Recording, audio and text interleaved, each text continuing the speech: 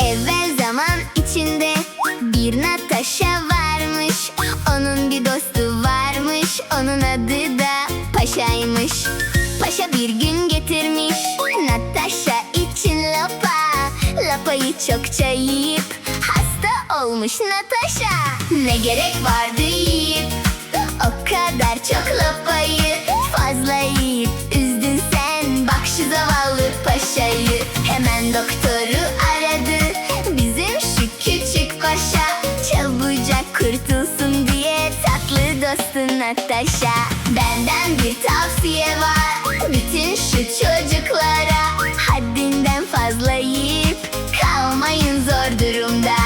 Yoksa doktor çıkıp gelir hemen evinizin içine. Eğer çok lapa yerseniz dikkat etmeden kendinize.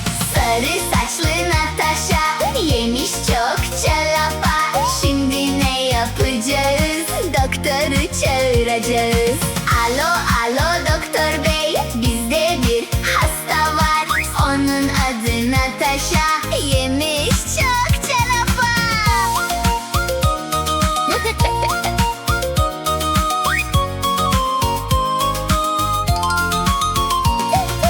Söylemiştim ben sana Natasha, yeme diye o kadar çok lapa. Şimdi ağrıyor senin karnın, kendin suçlusun. Söylemiştim ben sana Natasha, yeme diye o kadar çok lapa. Şimdi ağrıyor senin karnın, kendin suçlusun, biliyorsun ya. Ne gerek vardı yiyip o kadar çok lapayı? Fazla yiyip üzdün sen bak şu zavallı paşayı. Hemen doktoru aradı bizim şu küçük paşa. Çabucak kurtulsun diye tatlı dostun Natasha. Benden bir tavsiye var bütün şu çocuklara: haddinden fazla yiyip kalmayın zor durumda. Yoksa doktor çıkıp gelir hemen evinizin içine. Eğer çok lapa yerseniz dikkat etmeden kendinize. Sarı saçlı Natasha yemiş çokça lapa. Şimdi ne yapacağız? Doktoru çağıracağız.